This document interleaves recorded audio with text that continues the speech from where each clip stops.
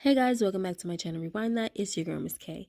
If this is your first time coming across my channel, welcome. Please be sure to subscribe if you like the vibe and hit that notification bell so you know when I upload more videos like this one. Okay guys, although I'm late as promised, I'm going to be continuing on reviewing Atlanta Season 4. It's the final season, guys, so of course I got to run it up for my playlist, okay? Atlanta Season 4 Episode 2, that is what I'm going to be discussing today. The Homeliest Little Horse, that is what it's called.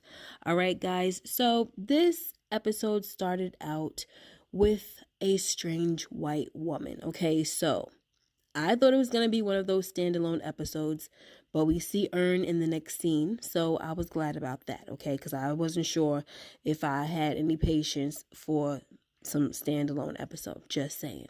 Anyway, so this woman, she seems to live alone with her dog, and she gets an email about interest in her book manuscript. Okay, next we see Earn driving in his car, and he gets a call from Al, who asks him to help discover an old password. Then Al asks what Earn was getting into today, and Earn lets him know that he's going to therapy. So Al laughs and says, "Ha, see how rich I'm making you? This ninja just giving money away." So Earn just says, "Bye, Alfred."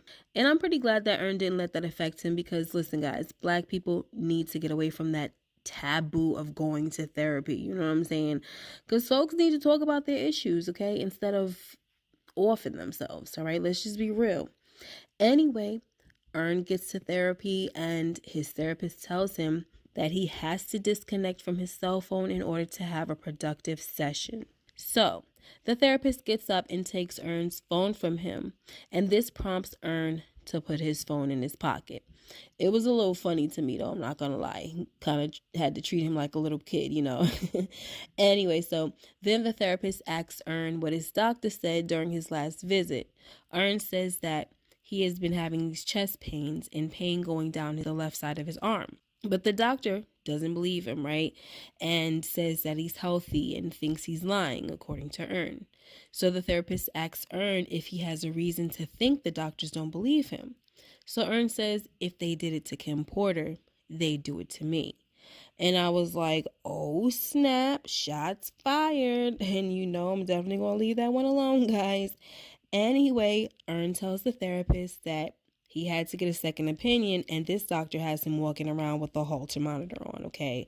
This is to monitor his heart. The crazy thing is, guys, I'm listening to Earn, and I can relate all too well with his symptoms, okay? I recently went through all those tests, Holter monitor and everything for a whole freaking week, all right? So anyway, Earn goes on to tell the therapist that they're saying it could be anxiety, depression, or panic attacks. And the therapist tells him that all of those things can manifest physically, which is very true. But Earn tells him that he has no reason to be depressed or anxious or any of that because work is going really well for him.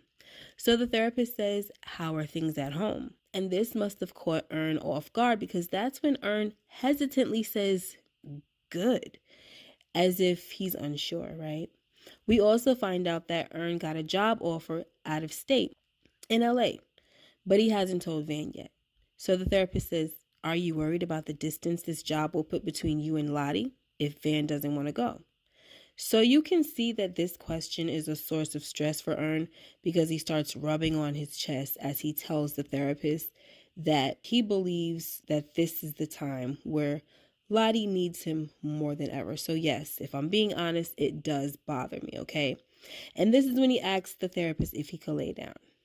Next, the strange white female character, whose name is Lisa, has an appointment with the literary agent. And his name is Gordon, and he tells her that he'd love to find her a publisher. He then tells her that she needs to get her book illustrated, in which he will find someone for her because time is of the essence and there's a deadline approaching. He tells her that his hood assistant, Tracy, and I'm calling him a hood assistant because y'all saw how he was acting towards Lisa, okay? Come on now. So anyway, the hood assistant, Tracy, has already set up a story time reading at the local library. All Lisa needs to do is show up because he's arranged for a publishing legend to scout her there.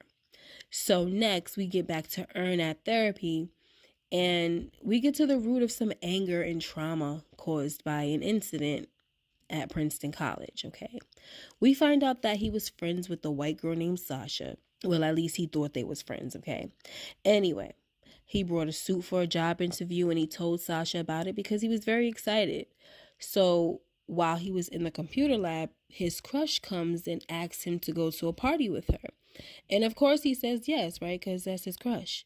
So Sasha is a couple of stalls down and she can hear the conversation between the crush and Ern. So she offers to take his suit and bring it back to her dorm so Ern can just go to the party straight from there. So Ern is thankful, of course, and he goes to the party. And when he gets back, he gets in touch with Sasha about the suit, right? But he gets no response. Like, he texts her. And even after 3 attempts, he still didn't hear anything. So hours before the interview, he reached out to her again and she finally texts back and she simply just says, sorry, not around, right? So out of desperation, Ern goes to Sasha's dorm and he uses the master key to let himself in. And when he does that, he retrieves his suit. But this was a big mistake, okay? Because Sasha got really pissed off and told the dean. So the dean went from threatening suspension to threatening expulsion. And Ern tells the therapist that he was really scared at this point, and they started using words like intruder, personal assault, and attack on privacy.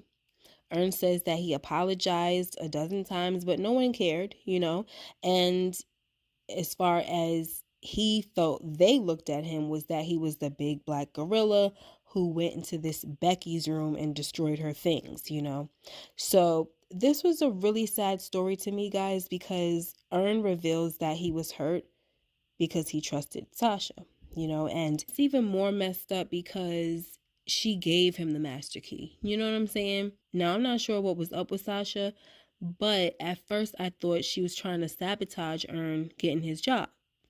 But then I thought it was possible that Sasha was jealous of Ern going out with this crush. So she sabotaged the job interview because he went out with another girl, okay? But I'd rather go with my first thought, you know what I'm saying? Anyway, regardless, it was a messed up story because it ruined Ern's chances of being a doctor. Plus, it brought back other painful memories of Ern being abused by a family member when he was a child. So there's a lot going on with Ern, guys, that we never knew. And I'm just like, wow, And the crazy thing about all of this is that this story all came about when the therapist asked Ern how he feels about, trusting people. And so this is the reason why he doesn't really trust people, you know what I'm saying? But it makes me go back to last season when they were on tour in Europe and they had that dude Socks on tour with them and he was no good. You know what I'm saying? And it was just like, how do y'all let somebody just come on tour with y'all that y'all don't know? So to find out that he doesn't trust people like that is kind of weird because he was pretty nonchalant about it in Europe. But anyway, so Ern tells the therapist that after that, he never spoke to Sasha again. And he just made up in his mind that he will prove everyone wrong, okay? And he also tells him that he loves spite because spite gave him courage. And of course, the therapist had to let him know that spite is not always something that will work for you. Basically, you could wind up hurting yourself by trying to spite someone else, okay? Next, Lisa has lunch with her best friend and she tells her that she's quit her job, okay? Because she has a book agent who thinks that she can be the next great author, okay? So she is all excited, okay? But she actually said Harry Potter. But we're going to leave that one alone because you can't be the next Harry Potter, honey. You could be the next J.K. Rowling, but not Harry Potter. Okay, anyway. So her friend tells her that she wants to support her, but she can't loan her another $500 You know what I'm saying? And she pretty much gets an attitude like, tell me you like my writing, all this bratty stuff. I was like, So at this point, I'm still really trying to figure out why the heck they got us watching this lady, because I don't know right now, okay? Next, we get back to therapy with Ern, and the therapist has gifted him with a floor mat to lay on, which was very nice to him. Anyway, so Ern tells the therapist that he was right, and he decided to email Princeton and tell them that he will be on one of their panels. So he takes Lottie and Van with him because they plan to go to Sesame Place afterwards. But when they get to the airport, they have issues at check-in. Then when he goes to the priority lane because he got that platinum status, you know what I'm saying? The lady at the airport, who, you know, a worker, she asked him for his passport, which is weird because this is a domestic flight. And they're already checked in, you know. But Ern gives her the passport anyway, and she says that it's too damaged to travel. So I love how every time Ern tells one of these stories, the therapist has to ask if the woman was white. And it's so sad that it has to be that question, but all you got to do sometimes is listen to the story and you will know, you know. Maybe not all the time. Sometimes there's a few Uncle Tom exceptions, you know what I'm saying? But most of the time, you can tell it's a white person. But anyway, long story short, Ern tries getting a second opinion, but that didn't work because the other worker didn't want to get involved. So they get booted out of the line after the woman laughed in their faces for trying to get some sympathy from her, that they were just trying to take their daughter to Sesame Place and have a, you know, family vacation or whatever, family trip. And she didn't give a daggone, okay? But then she finds a black woman who helped them. And when I say black woman, I mean a black airport worker who helped them out and told them that the Nazi lady, she does this all the time to black travelers. So anyway, the black airport employee helps them get through security, only to find TSA waiting for them because the Nazi chick snitched, okay? So Ern never made it to his trip to Princeton. But the good news is that he's starting to see the bigger picture. And to him, the most important thing was spending time with Van and Lottie and making up for lost time, which he didn't get to do. So the therapist compliments Ern on making good progress. And that's when Ern tells the therapist that he appreciates his time and, you know, everything that he's done with him and for him. But he wants to take a break from therapy. So they say goodbye and leave on a good note, you know, a little jokey joke as well. Next, we get back to Lisa, who thought she was just gonna get away with bringing her dog with her to the story time. She even gave the receptionist a note, okay? But that lady was like, sorry, still can't bring that dog up in here, okay?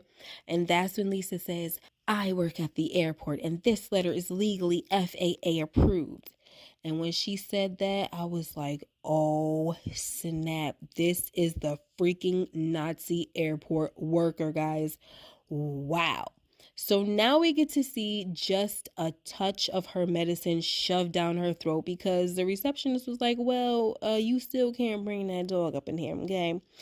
Anyway, guys, long story short, Lisa goes in to read her story, The Homeliest Little Horse, to a bunch of inner city kids, and the kids pretty much hate the story.